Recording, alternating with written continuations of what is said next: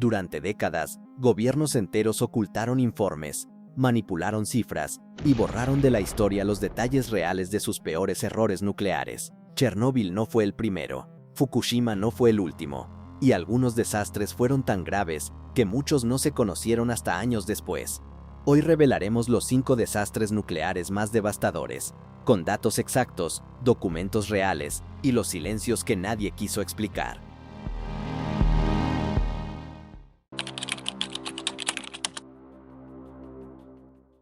La madrugada del 26 de abril de 1986, a la 1 de la mañana con 23 minutos, el reactor número 4 de la central nuclear de Chernóbil, en la ciudad de Pripyat, entonces parte de la Unión Soviética, se convirtió en el epicentro del peor desastre nuclear de la historia moderna.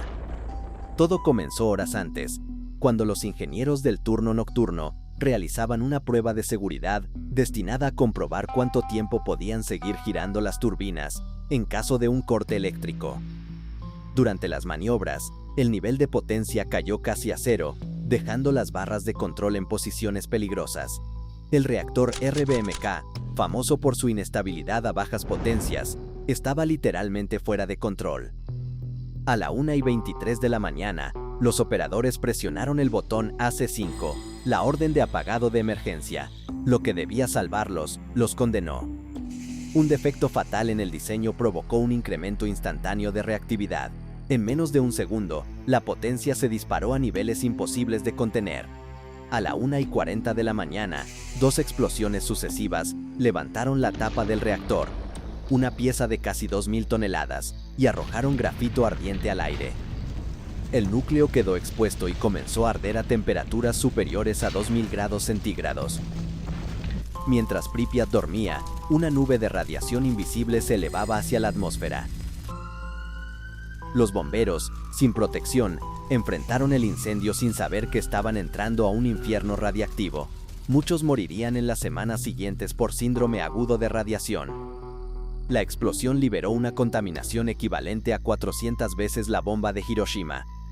Más de 350.000 personas fueron evacuadas, y enormes zonas de Ucrania, Bielorrusia y Rusia quedaron inhabitables por décadas.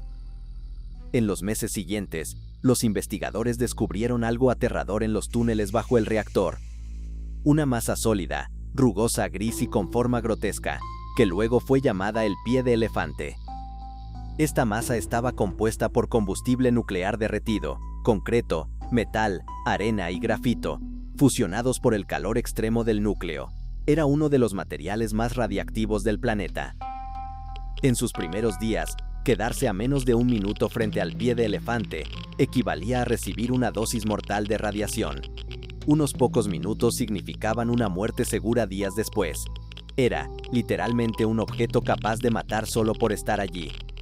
Aún hoy, la masa sigue siendo peligrosa, aunque su radiación ha disminuido con el tiempo. Tras el desastre, decenas de trabajadores y bomberos murieron por exposición extrema. A largo plazo, miles de personas desarrollaron cáncer de tiroides y otros problemas asociados a la radiación. En 2016, un enorme sarcófago de acero fue colocado sobre el reactor para contener la radiación. Pripyat permanece como una ciudad fantasma. Ruinas, silencio y un recordatorio eterno del precio del error humano. Chernóbil sigue siendo una advertencia viviente de lo que ocurre cuando la ciencia, la política y el descuido se cruzan en el peor momento posible.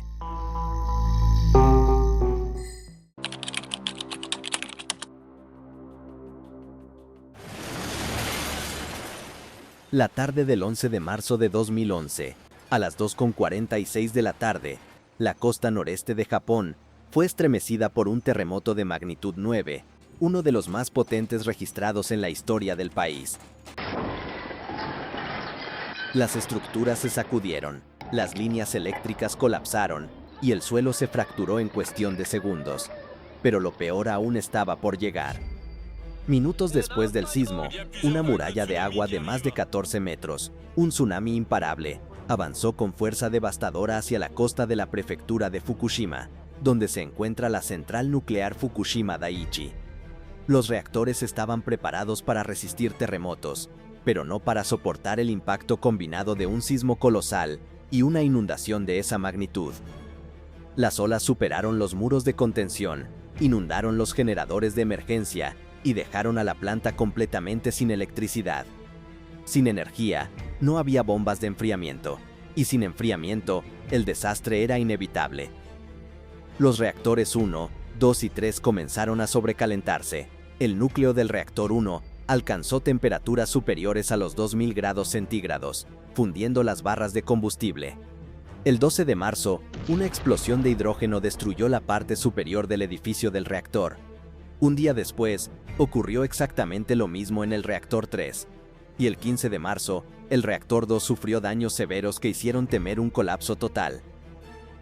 Cerca de 160.000 personas fueron evacuadas, muchas sin saber si podrían regresar algún día. En un acto desesperado, los ingenieros comenzaron a inyectar agua de mar para evitar una fusión catastrófica, una medida extrema que dañaría irreversiblemente los reactores, pero que salvaría millones de vidas. Fukushima dejó una verdad imposible de ignorar. Incluso una nación con tecnología avanzada y protocolos estrictos puede quedar vulnerable cuando la naturaleza libera toda su fuerza.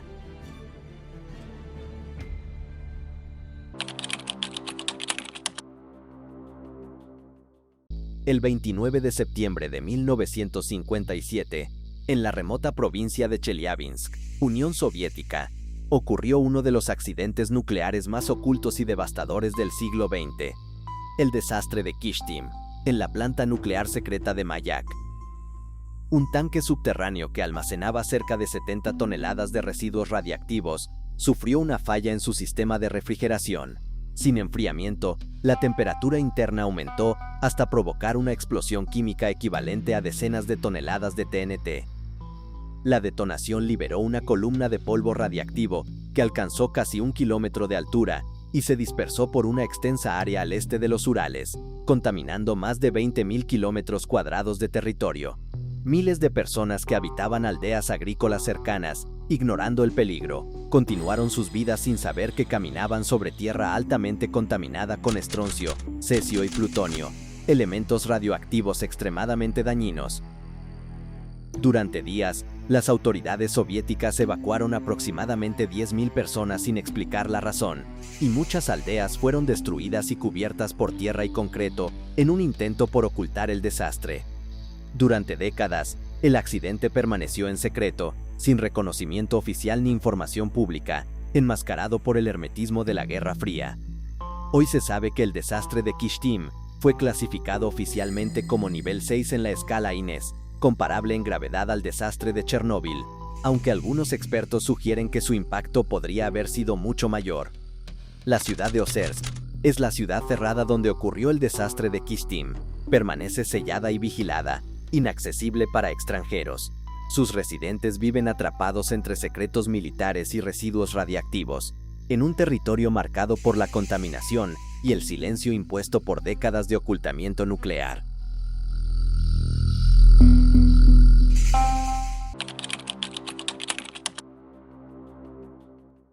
A comienzos de septiembre de 1987, en la ciudad brasileña de Goiânia, 2 recolectores de chatarra encontraron un aparato abandonado dentro de una vieja clínica oncológica. Era un equipo de radioterapia, olvidado tras el cierre del hospital.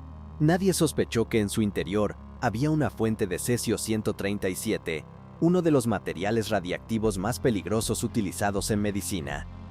Los 2 hombres, sin saberlo, rompieron el contenedor de plomo y extrajeron una cápsula metálica que emitía un brillo extraño.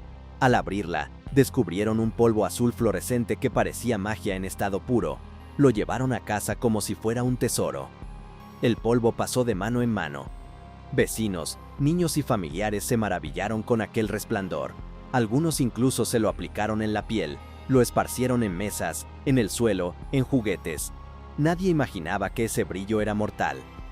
En cuestión de días, los primeros síntomas aparecieron: vómitos, quemaduras, mareos, caída del cabello. Pero los afectados pensaron que era una gripe o un malestar común. Mientras tanto, el cesio se dispersaba por varios barrios de la ciudad. El 29 de septiembre, una joven llamada Leide Das Neves, de apenas 6 años, comenzó a presentar quemaduras graves.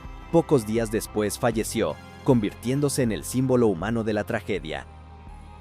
En total, más de 250 personas fueron contaminadas directamente, y más de 112.000 tuvieron que ser examinadas por exposición.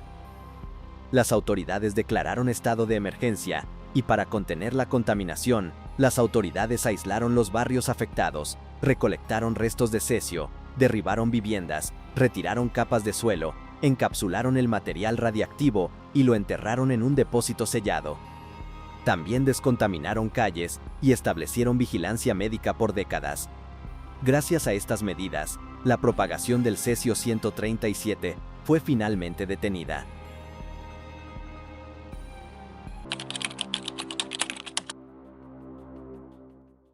En la mañana del 10 de octubre de 1957, el Reino Unido enfrentó su peor desastre nuclear en la historia, el incendio en el reactor número 1 del complejo de Windscale, en Cumbria. Durante una operación de recocido destinada a liberar energía acumulada en bloques de grafito, las temperaturas comenzaron a elevarse sin control, desencadenando un incendio dentro del núcleo del reactor.